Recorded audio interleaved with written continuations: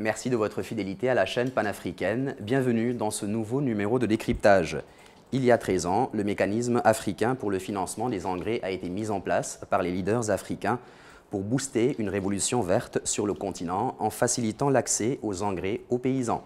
Ce numéro de décryptage reçoit la Rwandaise Marie-Claire Kaliyangabo, première responsable de ce mécanisme. Présentez-nous le mécanisme africain sur le financement des engrais. Le mécanisme africain a été créé il y a longtemps, en 2006. C'était lors du sommet des présidents à Abuja.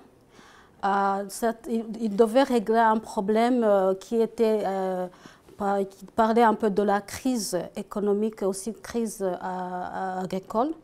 Donc il fallait régler un problème de la révolution verte.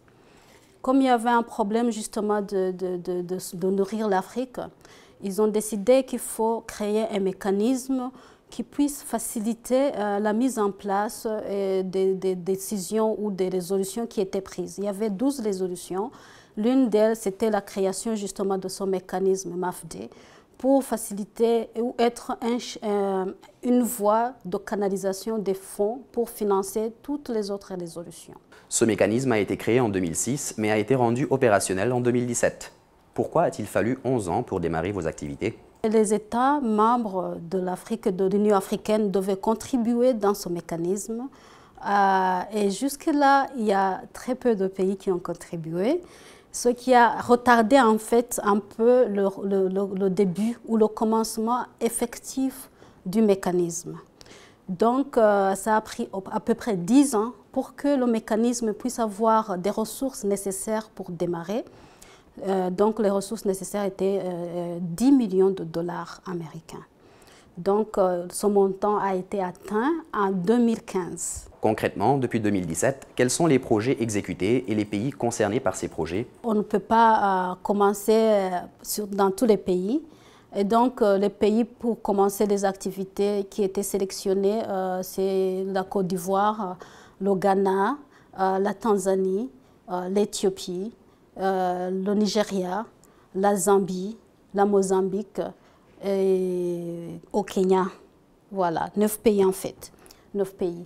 Et là, les 2 projets qu'on a commencés au Nigeria et en Tanzanie, c'est 2 projets de donner des garanties de crédit aux importateurs et distributeurs des engrais pour les 2 pays parce que c'est les seuls pays qui ont contribué jusque-là dans le mécanisme. Les 2 premiers projets vont consommer à peu près 5 millions de dollars si on considère aussi d'autres frais qui sont liés à ces garanties de crédit. Mais les garanties de crédit vont être de 2 millions pour le Nigeria et de 2 millions pour la Tanzanie.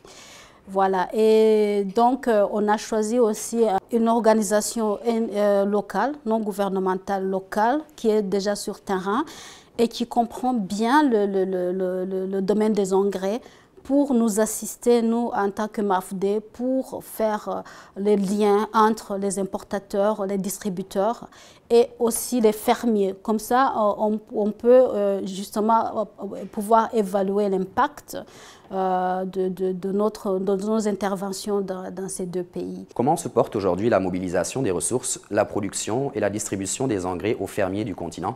On a commencé des discussions au niveau de la Banque africaine de développement et aussi au niveau des autres bailleurs de fonds qui voudraient bien contribuer dans le mécanisme, mais aussi on doit continuer aussi à faire une activité de mobilisation des ressources au niveau des pays membres de l'Union africaine, mais aussi à l'intérieur de la Banque africaine de développement pour que, même si les fonds ne passent pas à travers le mécanisme lui-même, mais qu'ils puissent aussi disponibiliser des ressources. Parce que ce n'est pas seulement les garanties de crédit, mais il faut aussi des prêts. Donc, parce que le business des engrais, c'est un business qui nécessite beaucoup de ressources. Le sommet d'Abuja s'est fixé un objectif, en fait, d'atteindre au moins 50 kilos d'utilisation d'engrais, de nutriments par hectare. Aujourd'hui, l'Afrique en général, on est à 20 kilos par hectare. Donc, l'objectif, c'était pour 2015, on est en 2019 et aujourd'hui, on a 20 kilos d'utilisation. Donc, le problème, c'est surtout que ce n'est pas en soi la production des intrants ou des engrais, mais surtout créer la demande qu'il faut faire. Donc, il y aura le travail de sensibiliser la population sur les bienfaits des engrais que la BAD, le mécanisme, les autres organisations impliquées dans le développement de l'agriculture doivent faire. Mais aussi, il y a un travail aussi de faciliter la distribution des engrais. Ce qui est là où il y a le gros problème de financement, c'est au niveau de la distribution.